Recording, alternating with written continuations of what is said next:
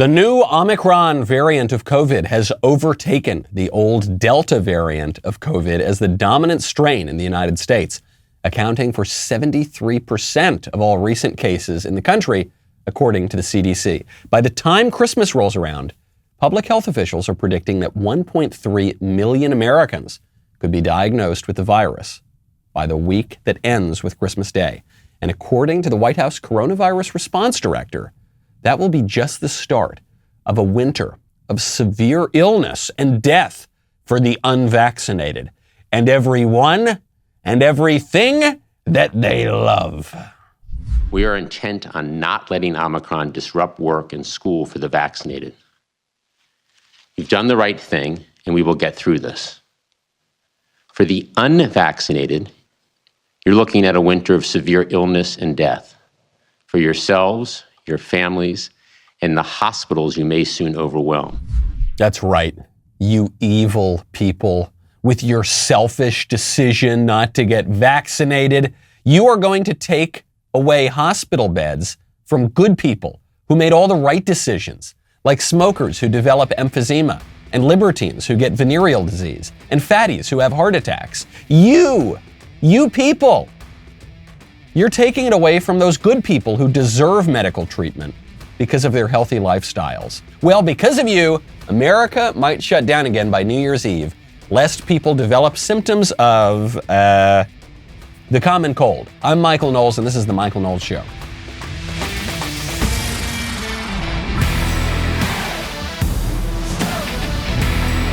Welcome back to the show. My favorite comment yesterday is from Catherine Cook, who says, "They're not conspiracy theories. They're spoiler alerts." This is true. Dave Rubin, my friend Dave Rubin, got suspended for a little bit from Twitter some months ago because he said the vaccines are not as effective as they all told us they were going to be, and so they're going to start pushing booster vaccines on all of us, and there's going to be a national mandate. And then he was suspended for misinformation, and then 100% of those predictions came true because he was just observing what was going on.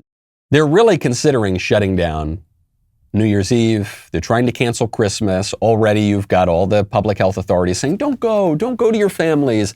Take 15 tests. Take a few more jabs. Maybe just stay home this year for another 15 days. This would be the second Christmas that they'll shut us down. We're going right into number 3. This is going to go on forever and ever and ever. And Bill de Blasio, the outgoing mayor of New York, is saying he might shut down New Year's Eve in Times Square.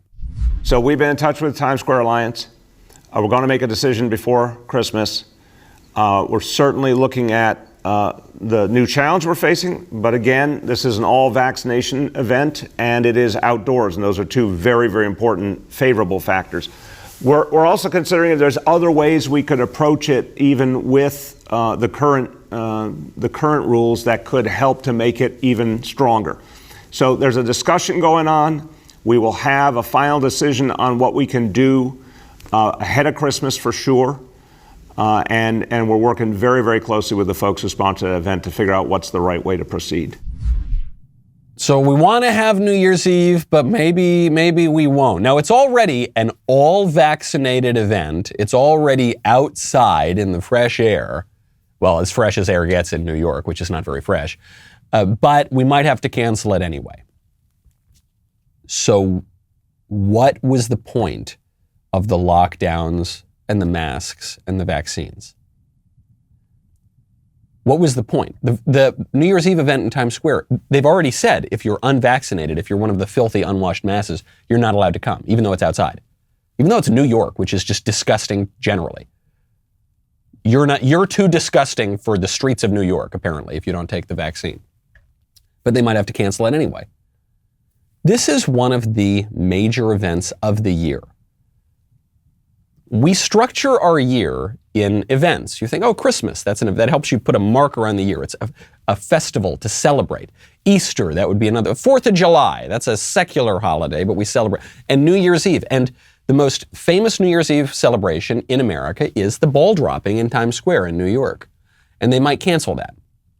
We might put our lives on hold indefinitely. We've already done it for 2 years. We might just keep doing it indefinitely even for the vaccinated and the people who mask and the most compliant people. So what was the point? If you're going to cancel this stuff anyway, why did we do any of this? Apparently none of it worked. So why couldn't we just live our lives and see our families and have our weddings and go to funerals and go to holidays and go to work and keep living? Why couldn't we do that if the end result of all of these measures is to still keep us all locked up in our cages? What was the point? I think the point was political power for people. I don't want to sound like a conspiracy theorist, which we've just learned that conspiracy theories are spoiler alerts. But there was no getting back to normal.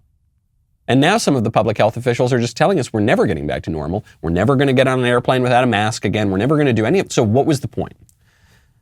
Other than pure political power. Even New Yorkers don't like the way things are going. Even in Times Square. There was a journalist who was doing a cable news hit. And even in liberal old New York, as he's doing his hit on TV, some passersby expressed their views of President Brandon. As of now, the ball drop is expected to take place as scheduled, but that is under review. The mayor has said that he is going to meet with Times Square officials and look at the possibility of either canceling or modifying that celebration if the statistics do call for it. They're expressing their views in very blunt terms, you see, because they're New Yorkers. In the South, where people use euphemisms, they'll say, let's go Brandon. Kind of like, bless your heart, right? They'll use these nice, polite euphemisms. But in New York, they don't do that. Just, F Joe Biden, go F yourself, up your nose with a rubber hose. And so they're walking by and they're expressing that view. Is it because they're rock-ribbed Republicans? I don't know, maybe. Or maybe it's just because Joe Biden is extremely unpopular. With good reason. He's always been a doofus. He's never accomplished anything. And now he's really, really screwing up our country because the buck is supposed to stop with him. And he is largely absent on the job. And when he is there, he's making all of the wrong decisions. Most popular president ever. Got more votes than anybody. He got 80 bazillion trillion votes in the 2020 election. And there were no fraudulent votes whatsoever. Don't forget that.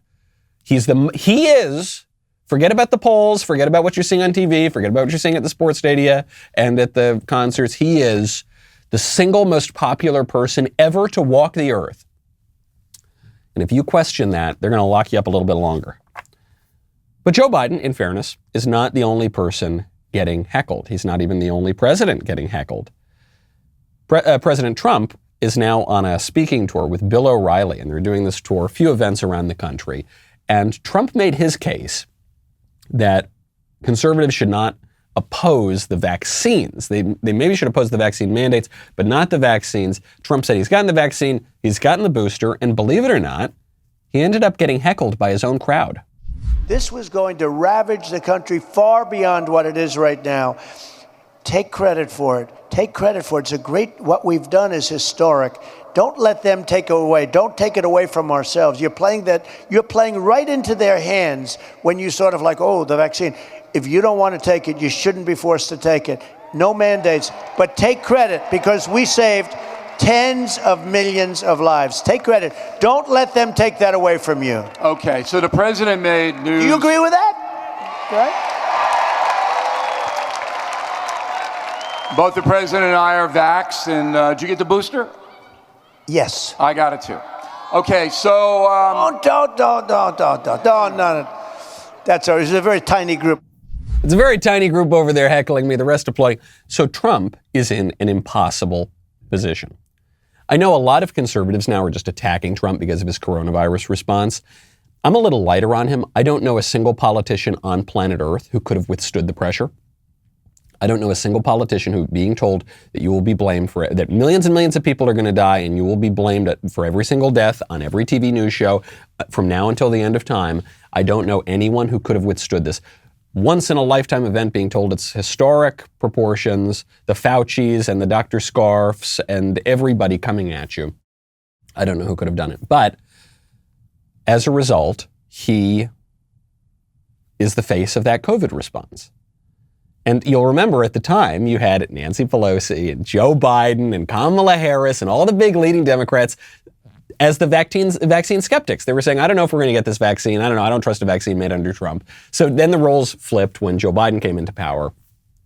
This is, regardless of what you think about the vaccine or whatever, we'll get into it a little bit later. I think there is a better political response to this, which a certain governor of Florida is giving out right now. But regardless, this is Trump's biggest political weakness in 2024.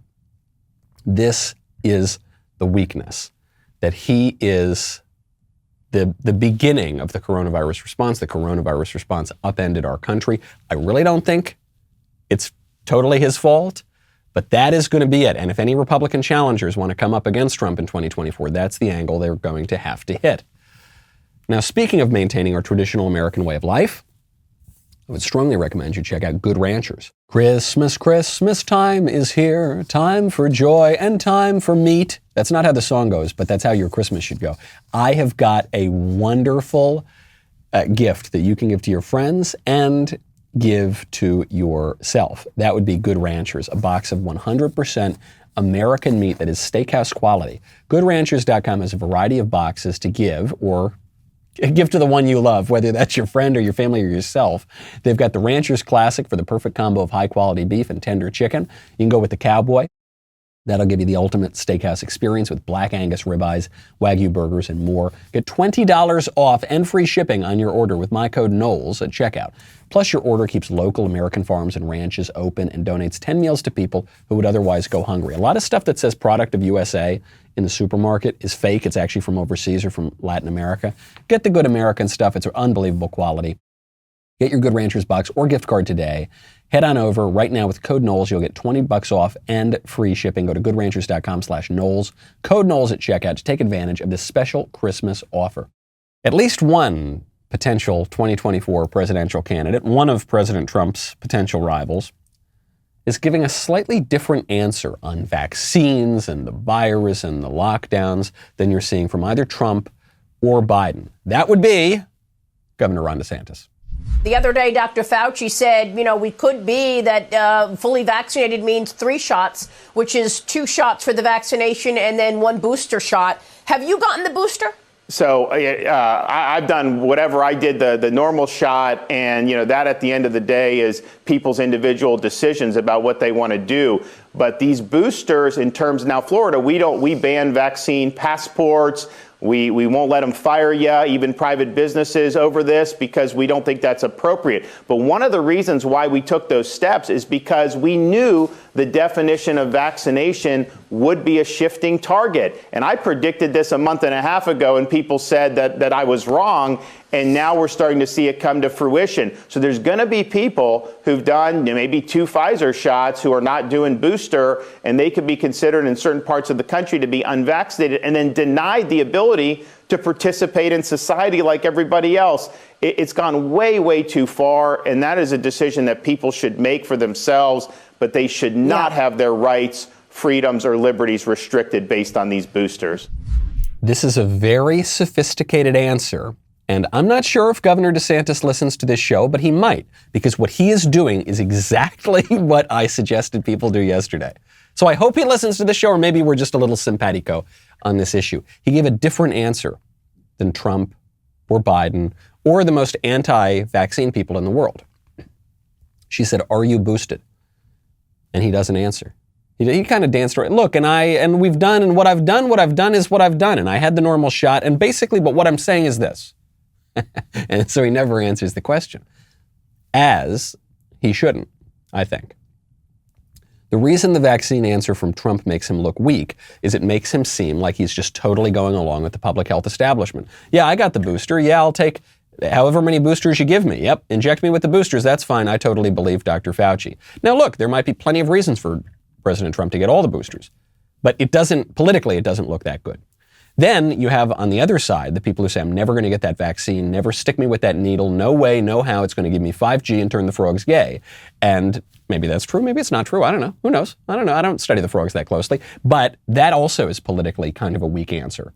That's going to seem a little extreme to people, a little out there. I don't even know that it's going to play very well with Republican voters. What DeSantis is answering is, I'm not giving you my medical information. I'm certainly not giving it to you moving forward. Hey, it reminds me of one time I was at a cigar bar and someone asked me what kind of line of work I was in, and I told him, and I said, so what kind of business are you in? He goes, none of your effing business. I liked that line. That's the answer DeSantis gave. Because if you really believe that people should make their own decisions and be allowed to make their own decisions, then you shouldn't give the powers that be the knowledge of who has had exactly what shots. You see, that knowledge is power. When your employer or the government or a concert venue or a bar asks you for all of your information, and they get it, in some states they've got these really highly sophisticated digital scans and everything. When they ask you for all of that, whether you say you're vaccinated or not, they're getting more power, because then it's much easier to reward and incentivize the people who have gotten it, and it's much easier to punish the people who haven't gotten it. Joe Biden's national mandate only came out after they believed that the majority of Americans had received at least one shot. Politically, he wouldn't have done it if he didn't know that number. So I think it's much smarter here to play this a little closer to the vest. Make it a little unclear. Make the ruling class a little uncertain about just how much power they have, just how much sway they have, just how effective their policies are going to be. If you want people to make their own decisions, do not contribute to the ruling class knowledge of who has and who has not. Really smart stuff from DeSantis. Now, Omicron, that's the new COVID 5. How many have there been? There was the OG one, then there was the Delta, obviously. I thought there were a few before the Delta. Now we're on the Omicron, spreading like wildfire. Here's the headline from the Zoe COVID study. Omicron and cold-like symptoms rapidly taking over London just a few days ago. Cold-like symptoms. According to Dr. Angelique Coetzee, who's the chairman of the South African Medical Association, don't forget Omicron. We're now not allowed to use national designations, but Omicron was observed first really spreading in South Africa. She was the first to diagnose a case of the Omicron variant. She says the symptoms are similar to a cold. Quote, most of them are seeing very, very mild symptoms, and none of them so far have admitted patients to surgeries. We've been able to treat these patients conservatively at home. That's what she told Reuters. If this is true, that it's spreading really, really fast, and it's got these really mild symptoms, it means that you are probably going to get Omicron. And it means you're probably going to be just fine. That is basically good news. Now, what the libs are going to say, and what really not just the libs, but the fearmongers and the public health, they're going to say, well, statistically, if a certain number, even if it's a very, very small percentage of people are going to die, then the more people who get infected, the more people die. And so people are going to die, and this is a terrible, I know, I'm not denying that. You're denying the virus. I'm not denying the virus. I'm accepting reality. And I'm recognizing that in an imperfect world where we don't just always get our way and we don't live in hermetically sealed tubes, it is much better to have a virus that, even one that spreads very quickly, if the symptoms are generally extremely mild. That's good. You're going to get it. You're going to get it. You're going to try to lock up. Well, not you. You're very intelligent people. But the libs are going to try to lock up from Christmas, and they're going to stay home. And if I just lock myself up for 5 more years, maybe then I can avoid the Omicron, and I won't get a cough. And they're going to not go to the New Year's Eve party, and they're not going to celebrate anything, and they're not going to go to weddings or funerals or any of the things that mark our lives. And they're going to lock themselves up, and then maybe they'll avoid the cough, but probably they still won't, because you're going to get it, folks. You're going to get it. And if the symptoms are the symptoms of a common cold, or maybe somewhere between a common cold and a flu, that's not so bad. It's okay. It's all right. People used to get sick. You remember that? You remember like 3 years ago when people used to just get sick and it was fine?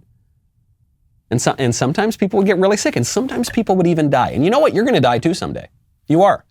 But that's life. That's life, folks. And you can't hide from reality, and you can't remake reality. But that's what they want to do. Beyond the Omicron, the left is trying to remake reality even when it comes to foreign policy, when it comes to everything, you know? I mean, they're trying to remake reality on the gas prices, which are going through the roof, which is why you got to check out Get Upside. Around Christmas time, everybody spends a lot of money, more money than they usually do. Well, I'm going to reverse that trend in one very important area right now. That's when you're filling up at the tank, and the way you do it is with Get Upside. My listeners are making up to 25 cents for every gallon of gas every time they fill up. Just download the free Get Upside app in the App Store or Google Play right now. Now, if you use promo code Knowles, then you're not going to get 25 cents back per gallon, okay?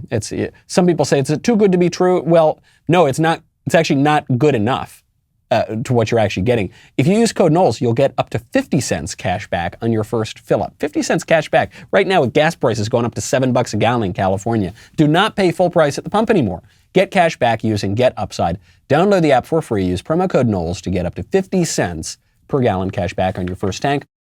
Super easy. You can cash out right to your bank account or PayPal or an Amazon gift card if you prefer. Other brands too. Just download the Get Upside app for free. Promo code Knowles. Get up to 50 cents per gallon cash back on your first tank. That is code Knowles, Knowles.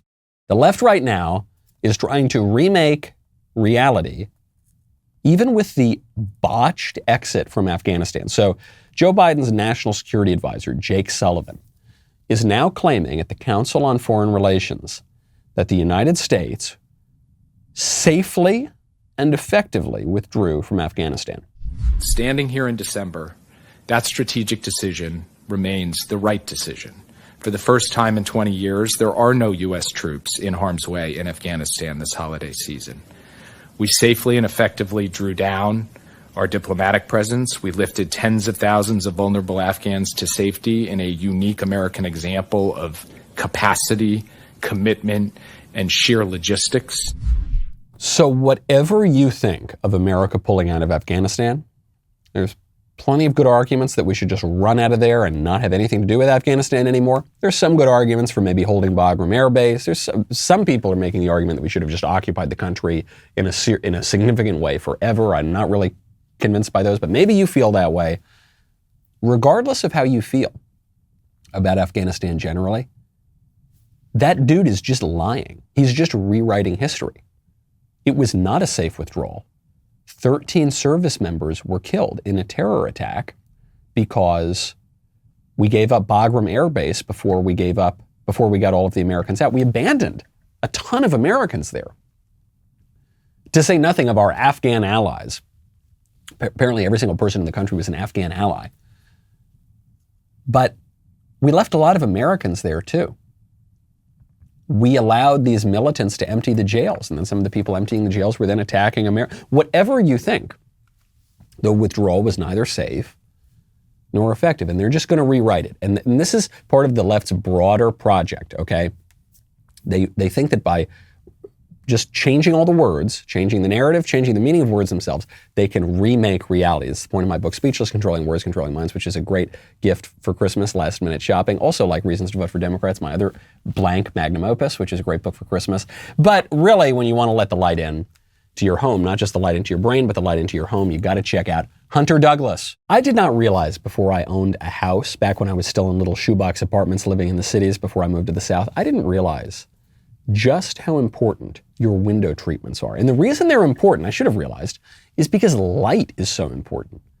When you're filming a podcast, for instance, the thing that makes it look good or look terrible is going to be the way the light works. When you're on a beach, what makes it look, it's because of the light, the way the light plays on the ocean, the way the light, this is true in any home, in any museum, in any church, and it's true in your house too. They have incredible stuff over at Hunter Douglas. Window shade designs, gorgeous fabrics, control systems so advanced they can be scheduled to automatically adjust to their optimal position throughout the day. Maybe it's the way the shades diffuse the harsh sunlight to cast that beautiful glow across the room. Maybe it's the way they give you privacy inside.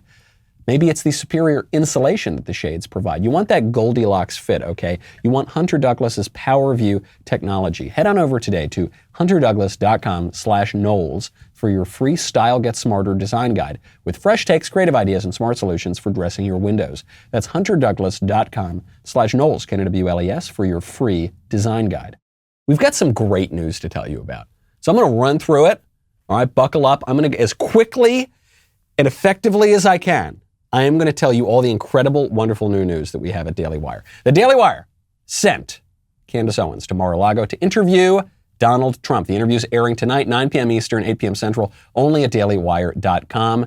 If you're not a member, now is the time to join. If you want to show your support for truth seekers like Candace, head on over to yeswecandace.com to pick up some great Candace merch. Also, Ben's got a new show. It's called The Search. His first guest is Jordan Peterson. They're going to be having these kind of fly-on-the-wall type conversations over at a coffee shop. Head on over to dailywire.com/subscribe to sign up today. Also, Daily Wire is making it easier to listen to all of our content on the go with the launch of Listen. This is the new section of Daily Wire. It means you'll be able to listen to all your favorite Daily Wire content on the website and the DW app.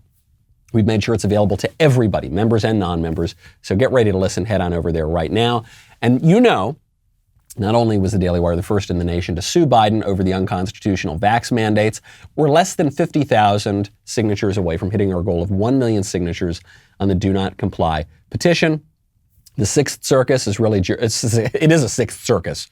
The Sixth Circuit Court of Appeals, as it's sometimes called, is really jerking us around. Reaching 1 million signatures will provide a major boost to our legal challenge. Head on over to dailywire.com/do not comply. Share it with your friends and family. We'll be right back with a lot more.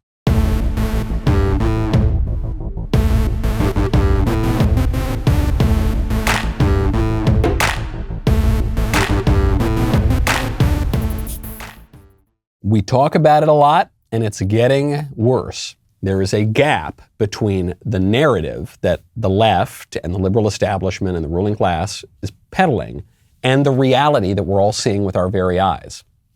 You're seeing it especially with the Omicron variant, right? We're told that the Omicron variant is going to kill everyone. It's a winter of severe illness and death. You're going to die. Hide your kids, hide your wife. We're also told that it's extremely mild and it's like a common cold. Well, which is it? These two things are irreconcilable. So here's another gap, having nothing to do with the virus, between the narrative and reality. Very recently, the San Jose Police Department's robbery unit concluded a year-long multi-jurisdictional investigation involving a prolific robbery crew that targeted Asians. This is according to Breaking 911. Asian women in particular were frequently targeted victims. Many were injured during these robberies. So these detectives worked to identify and arrest 6 suspects who between October 2020 and September 2021 committed over 21 incidents of robbery, burglary, and theft directed at Asian women. We have their photos, we've got the mugshots, and this white supremacy has got to stop, folks, okay? Got so much white supremacy going on. Now, if you are listening to this show rather than watching this show, you may not notice that the fellows are not the whitest people in the world, okay? They're not 6 young black men. And as a result, you're probably not going to hear about this story. When the attacks on Asians began to tick up a little bit last year, we were told this is because we're a country of David Dukes and the Ku Klux Klan, and Nathan Bedford Forrest is riding around free all over America, pushing his white supremacy and attacking helpless minorities. Now, the reality was never there. This stuff was not being pushed generally by white supremacists. But that's the narrative. The narrative is white people bad, black people good. All the bad things are attributable to white people. All the good things are attributable to black people. So when black people do something bad, that is basically swept to the side. And when white people do something bad, that is amplified in the media. Sometimes the white people don't even do anything bad. It's just contrived that they've done something bad. And so some fictional narrative will be pushed in the media. I'm thinking of Nick Sandmann, the white kid with the MAGA hat on, who was just standing there doing nothing on the National Mall while some lunatic Native American dude banged a drum in his face and black nationalists started screaming slurs at him. And he was the villain. He was the evil guy. Kyle Rittenhouse, he just got off the hook, thankfully, but it was a highly contentious case because he was being chased by other white guys who the libs pretended were black guys, convicted serial child rapists chasing this kid. The kid defends himself, but because he's a white guy, he's a terrible murderer and a racist and a killer and a murderer. The takeaway from this, of course, is that we can't trust any of the establishment's racial narratives. We can't trust any of them. Obviously, we can't trust the ones that are being so misrepresented here. But it means we can't trust any of them. They don't have any credibility. So even when they find the one in a zillion Ku Klux Klan, the last Klansman in America, they're going to find him, He's going to be living in the hills somewhere, and maybe he commits a crime someday, and they're going to blow it up and make it a big news story. Even that you can't really trust, because you know they don't have any credibility, none whatsoever. And they're almost certainly not going to cover this big robbery investigation. Now, speaking of immoral ways to make money, there's a really disturbing article in the Wall Street Journal that just came out. Long article titled, "NYU is top ranked in loans that alumni and parents struggle to repay." By any measures, the elite Manhattan school, NYU, is the worst or among the worst for leaving families and grad students drowning in debt. Quote, "It feels like I'm kind of trapped." So the story revolves around this young woman, Cassandra Jones, who got a master's in public health from NYU a couple of years ago and has not managed to get a job in the field. So she's got a 6-figure student loan balance. So she sold her eggs again. Direct quote. Ms. Jones first started harvesting her eggs before starting at NYU in 2017 to help pay for moving into the city, she said. She received a $12,500 annual scholarship, relied on $131,000 in federal loans to cover the rest of her tuition and expenses. She's given her eggs 5 times, including to an NYU fertility clinic, earning $50,000 a year. So this is a political problem. This is an actual political problem, a social problem that we've all got to be concerned about, that people, whether because of ignorance or because of naivete or because of just bad old decision making, are taking out these huge, or because of greed, because they think the loans are going to be forgiven. But whatever the cause, they're taking out all of these loans for basically worthless degrees that even if they have some value, which I'm not convinced most of them do, even if they have some value, they're not going to put you on the track to be able to pay back these loans. So that's a political problem. We need to figure out some way to stop that. There are policies we could use. The federal government could stop underwriting these loans. We could start going after the universities. We could put caps on things. There are plenty of policies that we can use here, okay? We could try to beef up the quality of the education, and so that kids, at least when they're spending their money, are not spending them on completely useless degrees. Also, though, we shouldn't let this woman off the hook, okay? This is a personal problem, too. People should value their children more than money and more than their own job ambitions. It's not just that this woman one day, she found herself in 6 figures of debt and she said, oh my gosh, the only way I can pay the mortgage, well, she doesn't have a mortgage, the only way I can pay the rent or buy some ramen noodles to eat for dinner is by selling my eggs. That's not what happened. The first time she did it was before she started NYU, because she wanted to get an apartment in the city, and she thought, oh, well, if I want a nice apartment, I guess I got to sell my kids. And if I can sell my future kids, then I can get a nicer apartment. I don't know, maybe in the East Village or something. Maybe in Greenwich Village near NY. Oh, wouldn't that be nice? Okay, so she sells it, and then she keeps doing it. She's done it, 5 times now? Yeah, she's made $50,000 doing that. That's bad. Yes, it's true. By selling your future children, you can make a lot of money, especially if you're a woman. If you're a man, you don't get paid as much. But if you're a woman who's selling eggs, it's very invasive. It's this whole surgery, and they harvest your eggs, and you will get money. But you will lose something too, namely a relationship with your children, who are now going to be created in laboratories and will be raised by people that you have no connection to, that you don't know how they're going to raise them. You don't know if they're going to be raised in the right way, in a good, healthy way. And you're not going to know your own kids. That's not great. This is not the same thing as a woman becoming pregnant and not feeling able to raise the kids and then giving that baby up for adoption, where there are an estimated 36 couples for every 1 newborn baby put up for adoption in the United States.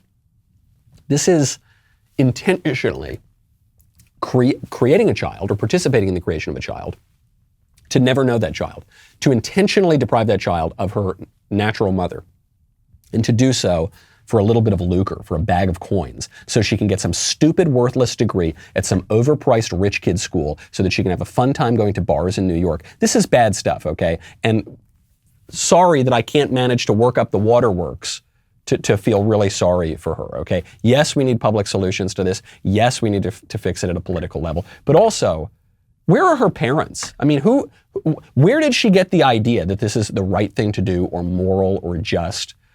In any way. It's not. So stop doing it. For what? To get a public health degree from NYU? Good grief. Oh, gosh. What a bad trade, lady. Bad trade to trade your kids for a public health degree from NYU and a few good Manhattans at the bar in Greenwich Village. Not smart stuff.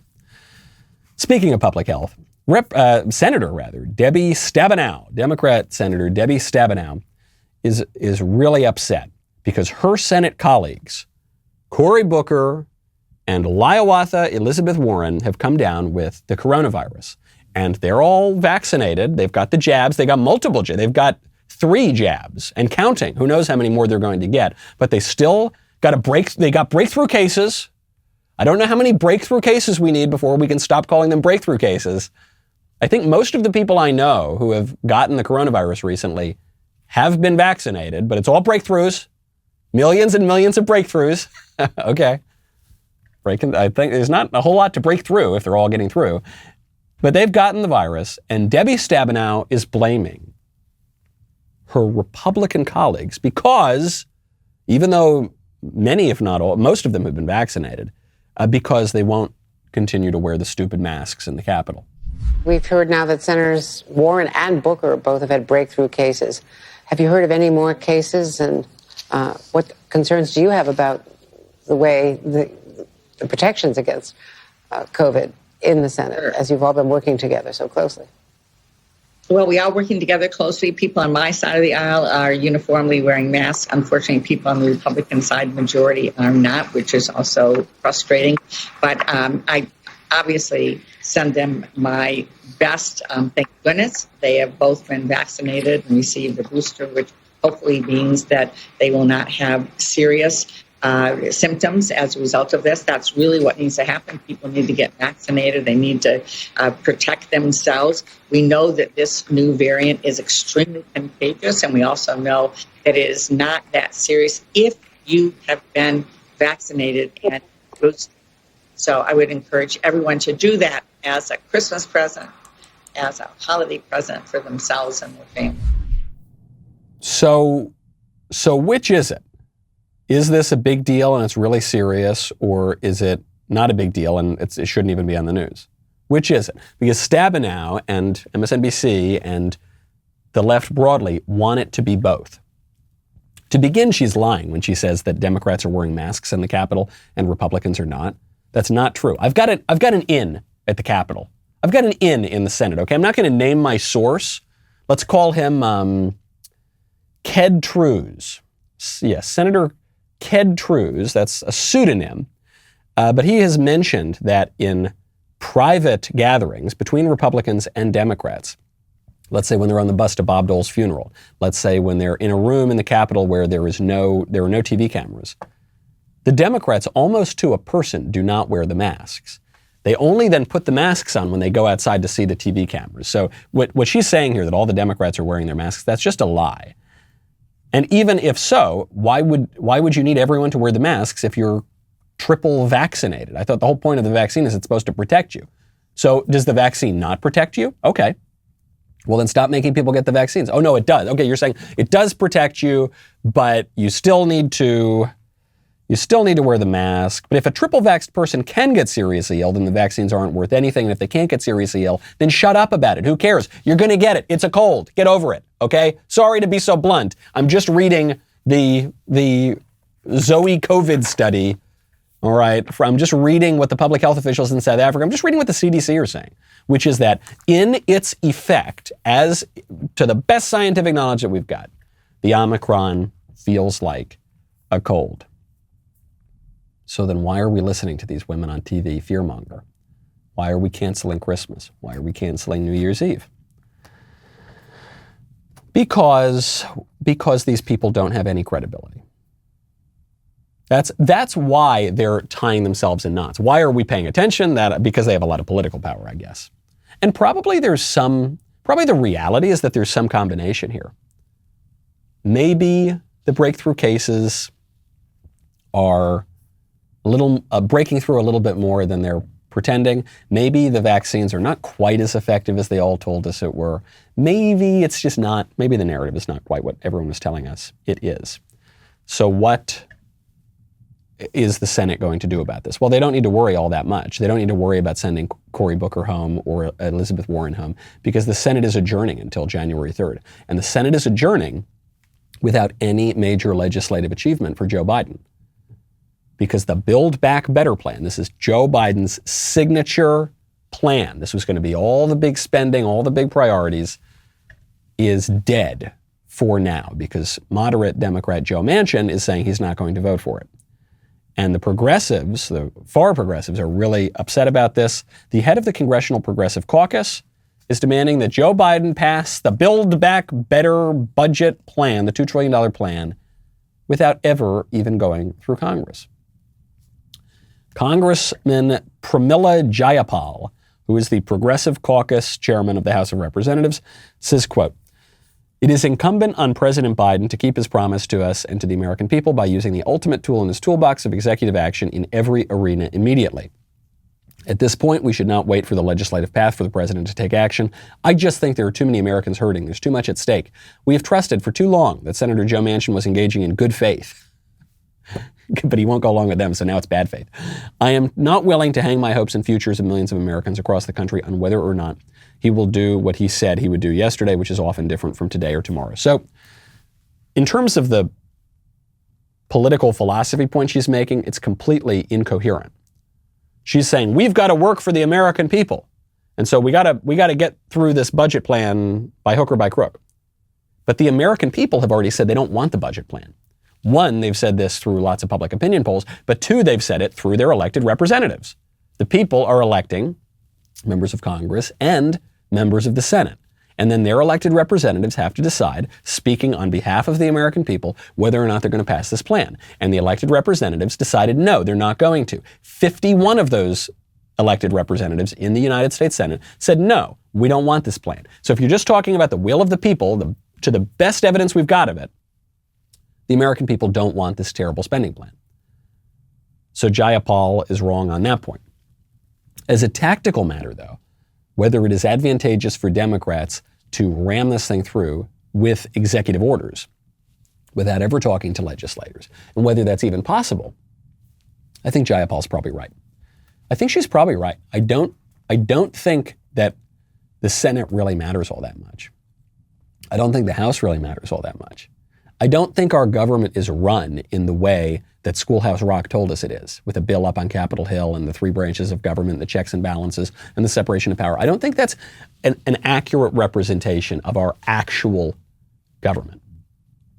I touched on this a little bit yesterday. Joe Biden got zero accomplished in terms of legislation this year. Practically zero accomplished.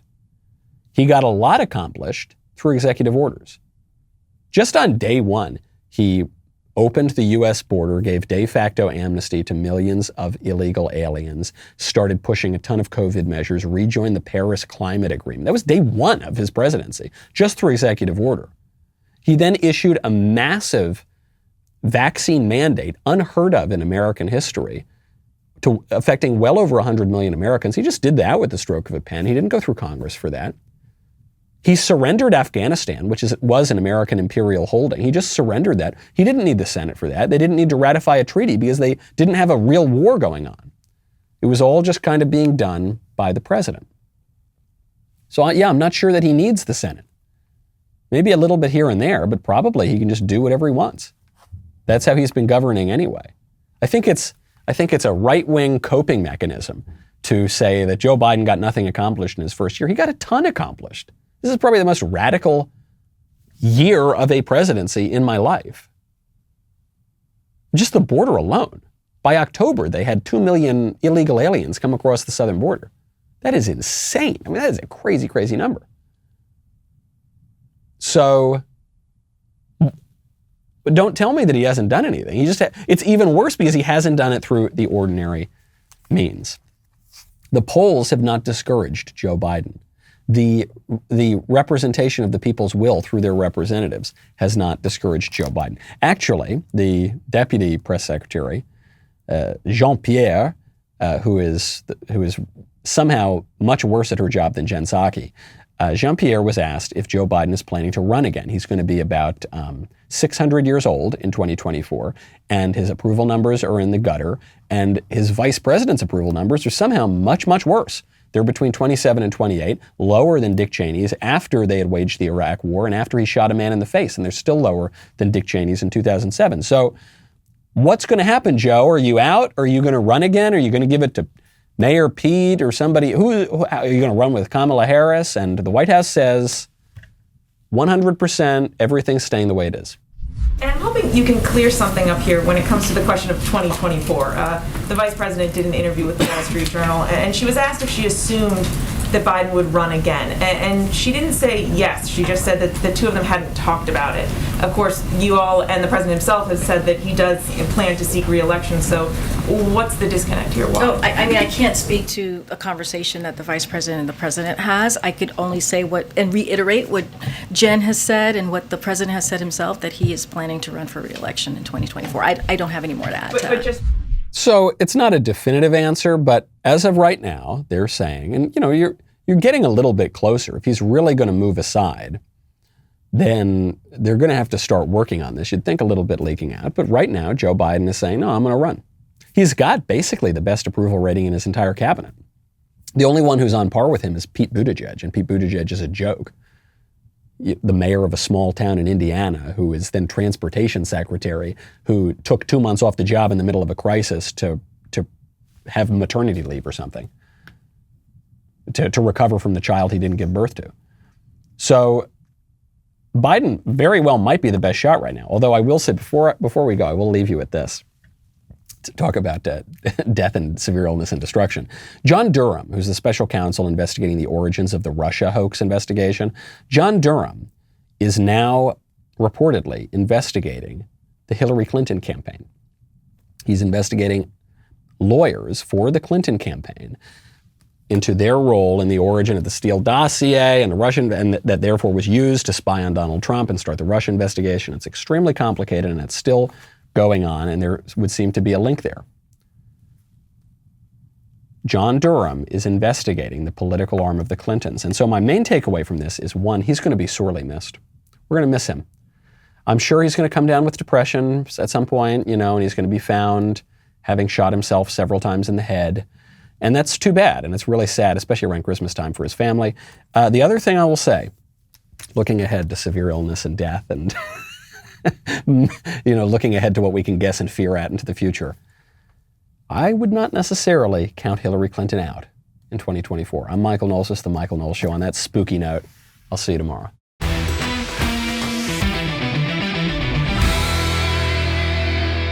The Michael Knowles Show is produced by Ben Davies. Executive producer, Jeremy Boring. Our technical director is Austin Stevens. Supervising producer, Mathis Glover. Production manager, Pavel Vidovsky. Editor and associate producer, Danny D'Amico. Associate producer, Justine Turley. Audio mixer, Mike Coromina.